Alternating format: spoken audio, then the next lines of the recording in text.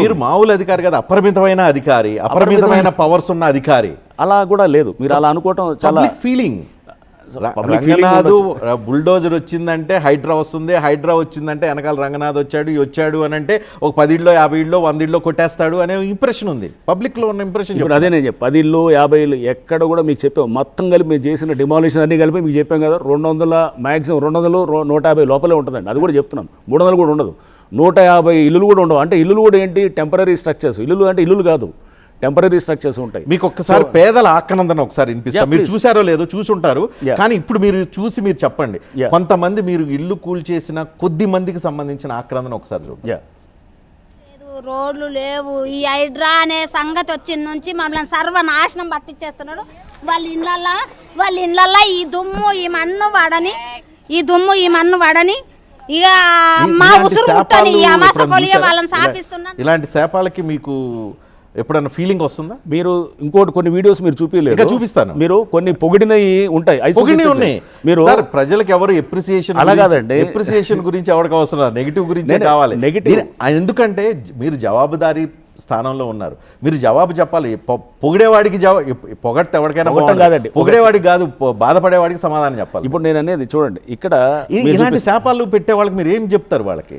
ఒకటండి, మీరు ఒక పాజిటివ్ ఒక కన్స్ట్రక్టివ్ సైడ్ ఒకటి తీసుకెళ్తున్నప్పుడు నేను అదే చెప్పాను. రోడ్డు వైడనింగ్ చేసేటప్పుడు ఆ రోడ్లు కూలగొట్టి ఆ రోడ్లు వైడనింగ్ చేసేటప్పుడు కొన్ని షాపులు తీయాల్సి వస్తుంది, లేదా కొన్ని ఏదైనా స్ట్రక్చర్స్ తీయాల్సి వస్తుంది. ఇంతకన్నా ఎక్కువ తిడతారు అప్పుడు. అది ఇది ఒకటేనా? నేనే ఎగ్జాక్ట్లీ ఒకటేనా? తప్పకుండా తిట్టేవాళ్ళు ఇంతకన్నా ఎక్కువగా తిట్టేవాళ్ళు ఉన్నారు. నేను చెప్తున్నా కదా, నేను ఫస్ట్ పోస్టింగ్ కొత్తగూడెంలో డిఎస్పీగా 2000 సంవత్సరంలో చేరినప్పుడు రోడ్డు వైడనింగ్ చేసేటప్పుడు అక్కడ చాలామంది అక్కడ రోడ్డు వైడింగ్ చేసినప్పుడు చాలామంది తీసుకుపోయి ఎన్నో ఇంతకన్నా ఎక్కువ శాపనార్థాలు పెట్టారు. ఒకసారి అదే రోడ్డు బాధలు ఉన్నాయి. ఒక నిమిషం, అంటే నేను అనేది అదే రోడ్డు ఇప్పుడు తర్వాత ఒక మెయిన్ రోడ్డు తయారై అక్కడ ఈ ఖమ్మం నుంచి మనం భద్రాచలం వెళ్ళేటప్పుడు main road Kothagudem main road చాలా విశాలంగా ఉంటుందన్నమాట. అంటే మనం ఇలా శాపనార్థాలు పెట్టని అయిపోదామా? అంటే ఇది చూపించి మనం ఎవరు తిట్టకూడదు, అంతా మనం తిట్టకుండా ప్రశాంతంగా మనం తీసుకెళ్దాం అనుకుంటే కనుక ముందుకు ఎప్పుడు వెళ్తాం? మనం దీనికి ఇది భయపడతామని చెప్పి ప్రతి వాళ్ళు గుడిసెలు ముందు పెడుతున్నారు. మీడియా ప్లే చేస్తుంది, పొలిటీషియన్స్ ప్లే చేస్తారు. ఇట్లాంటివి చేసినప్పుడు దీన్ని ముందు పెడతారు కాబట్టి ఎవడు ముందుకు రాడు, ఏ అధికారి ముందుకు రాడు, ఏ గవర్నమెంట్ ముందుకు రాదు. ఇప్పుడు మనం ప్రోగ్రెసివ్గా మనం ఎలా పోతామండి? ముందుకు వీడియోలు చూపిస్తాను. ఇది కూడా ఎవరన్నా ఉద్దేశపూర్వకంగా వీడియోలు తయారు చేయించారా, లేదంటే వాళ్ళు సఫరర్స్ కాదు, వాళ్ళ వెనక పెద్దోళ్ళు ఉన్నారా లేదా, మీరు ఒక అంచనా మీకున్న అనుభవంతో చెప్పండి. ఒకసారి ప్లే చేయి. ఒక చిన్నారి తన ఇల్లు పోయిన తర్వాత పడుతున్న బాధ వినండి. నాకన్నా మేమే లేదు సార్, మేము ఎట్లా చదువుకోవాలి సార్? 4వ తరగతి చదువుతున్నాం. ఎందుకు ఏడుస్తున్నావు? బుక్కులన్నీ హోంవర్క్ ఉన్నాయి సార్, దానికోసం అయితే లైట్ గిట్ట లేదు సార్.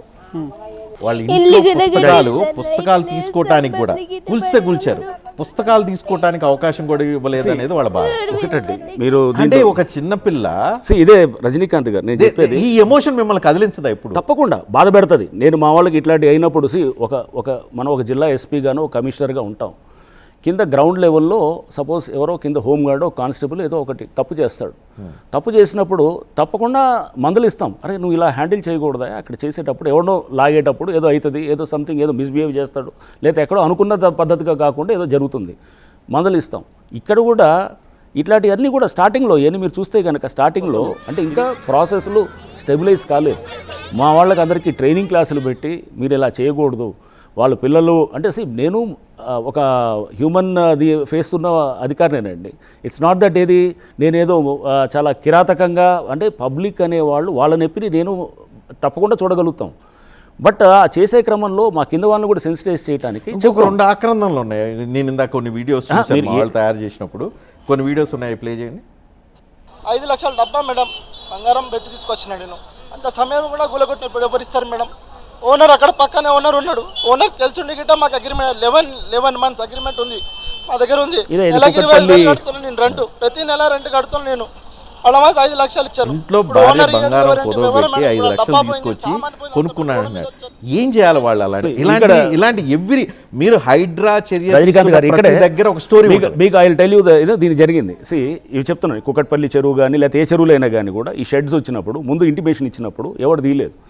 తీయకపోతే తర్వాత 3 రోజులకు 4 రోజులకి వెళ్ళి మేము తీయటం జరిగింది. అప్పుడు మీరు అన్నప్పుడు ఇట్లాంటి ఏది బాధలు ఈ స్టార్టింగ్లో ఇదంతా కూడా ఏంటంటే ఫస్ట్ 1-2 మంత్స్లో జరిగింది.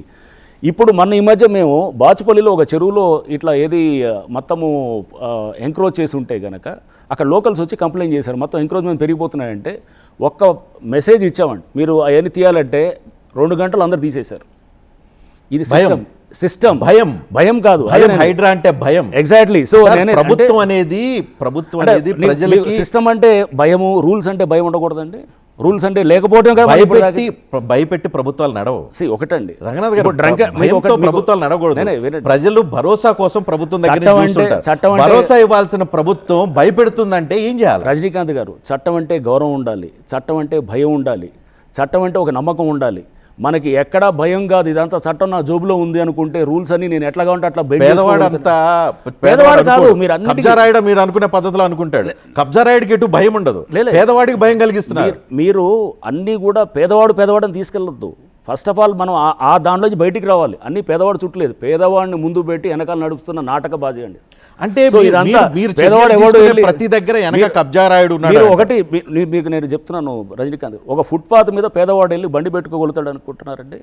ఇంపాసిబుల్. అక్కడ లోకల్గా స్థానికంగా ఒకడు పవర్ఫుల్ ఫెలో ఉంటాడు, వాడు మేనేజ్ చేస్తుంటాడు అంతా. ఒక చెరువులో కనుక వెళ్ళి ఎవడన్నా వేయగలుగుతాడు అనుకున్నారా? గవర్నమెంట్ ల్యాండ్లో ఒక పేదవాడు వేయగలుగుతాడు అనుకున్నారా? ఇంపాసిబుల్. వెనకాల నడిపించే చక్రం తిప్పేవాళ్ళు వేరే వాళ్ళు ఉంటారు. సో వాళ్ళు ముందు పెట్టేది వీళ్ళని. మరి వాళ్ళని చట్టం ముందుకు తీసుకొచ్చి రోడ్డు మీద నడిపించి కోర్టు మెట్లు ఎక్కించకుండా వాడు ఉదాహరణ వాడేం పవర్ఫుల్గా ఉన్నాడు, వాడినేం మీరు ప్రొటెక్ట్ చేసి మీరు ఏదైతే అమాయకుడు ఎవడైతే అక్కడ వచ్చి ఉంటున్నాడో వాడి మీద మీ చర్యలు ఎందుకు? ఎప్పుడైతే ఈ షెడ్లు తీసామో, ఇప్పుడు మేము తీసాం ఏది మన ఇదేది మన హైటెక్స్ దగ్గర అండి, హైటెక్స్ దగ్గర చెరువు ఉన్నది. ఆ చెరువులో తీస్తే నెలకి 2 కోట్లు వసూలు చేస్తున్నారు. దాంట్లో ఉన్న వాళ్ళు రోడ్డు ఎక్కించండి, రోడ్డు మీద రోడ్లో నడిపించండి. వాళ్ళకి అంత అవసరం లేదండి.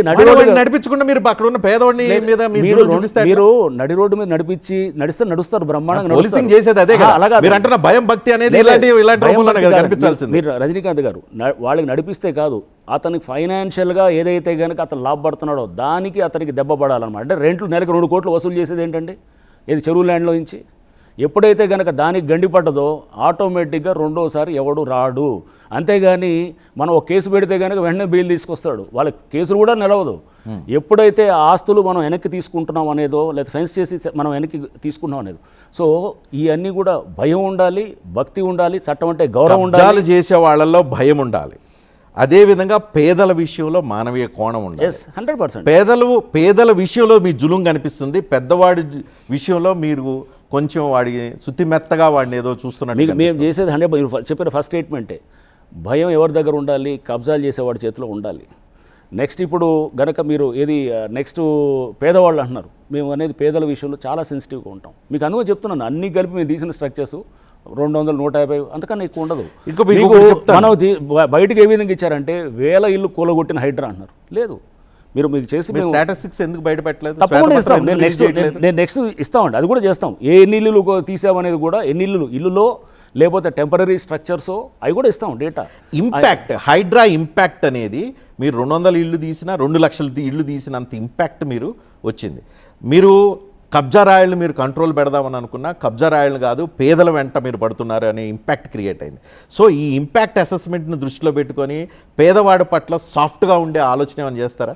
మళ్ళీ అగైన్ మీకు ఇక్కడ ఇంకో పాయింట్ చెప్తాను, సెలెక్టెడ్ అనే దాన్ని మీరు అంగీకరించలేదు. నేను అగైన్ మళ్ళీ సెలెక్టెడ్ అనే పాయింట్ తీసుకొస్తా. హిమాయత్ సాగర్, గండిపేట, ఈ చుట్టుపక్కల చెరువుల పక్కన ఫామ్ హౌస్లు కట్టుకున్న పెద్దవాళ్ళు ఎంతమంది ఉన్నారు? అనేక మంది చెరువుల్లో ఫామ్ హౌస్లు కట్టుకొని కులికేవాళ్ళు, జల్సా చేసేవాళ్ళు ఎంతమంది ఉన్నారు? వాటి మీద ఎందుకు హైడ్రా చర్య తీసుకోవట్లా?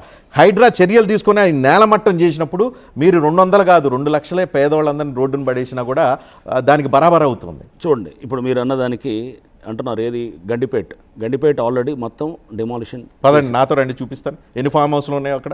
స్టిల్ ఫామ్ హౌసెస్ ఉన్నాయి. చెరువులో ఉండాలండి, చెరువు FTL లో ఉండాలి. ఎక్కడో ఫామ్ హౌస్ కట్టుకుంటే నాకు 111 జీవో మా పరిధిలో లేదు కదండి. పెద్దవాళ్ళందరూ గండిపేట చుట్టూ చెరువులు ఉన్నాయి, సాగర్ చుట్టూ ఫామ్ హౌస్ లో. మీకు రజనీకాంత్ గారు, గండిపేట FTL లో ఒక్క ఫామ్ హౌస్ ఉన్నా కానీ కూడా మీరు చెప్పండి, నేను చూపిస్తాను. హైడ్రా అనే దానికి నేను అప్పుడు చెప్తాను. అక్కడ మీకు కన్వీనియంట్ గా అప్పుడు అది FTA లో లేదని మీ దగ్గర డాక్యుమెంటేషన్ ఉంటుంది. అలా ఏం లేదు, FTA కూల్చామండి దాదాపు. చెరువుని ఆనుకొని ఎన్ని కన్వెన్షన్స్ ఉన్నాయి. నేను రీసెంట్ గా ఒక పెళ్లికి వెళ్ళాను, చెరువుని ఆనుకొని ఉంది గండిపేటలో. అది హిమాయత్ సాగర్ లో గండిపేటలో చెరువుని ఆనుకొని ఒక కన్వెన్షన్ ఉంది. మీకు తర్వాత డీటెయిల్స్ ఇవ్వమంటే మొత్తం నేను అంటున్నాను, మీకు అక్కడ మీకు ఆటోమేటిక్ గా మీకు అక్కడ ఎన్ఓసీలు క్లియరెన్స్లు అన్ని ఉంటాయి. ఒకటి మీరు రజనీకాంత్ గారు ఎక్కడన్నా FTL ప్రిలిమినరీ నోటిఫికేషన్ అయినా కానీ కూడా అక్కడ ఒక కన్వెన్షన్ హాల్ లాంటిది ఉందంటే మాకు ఇవ్వండి, మరుసటి రోజు నేను కొలగొట్టి మీకు చూపిస్తాను.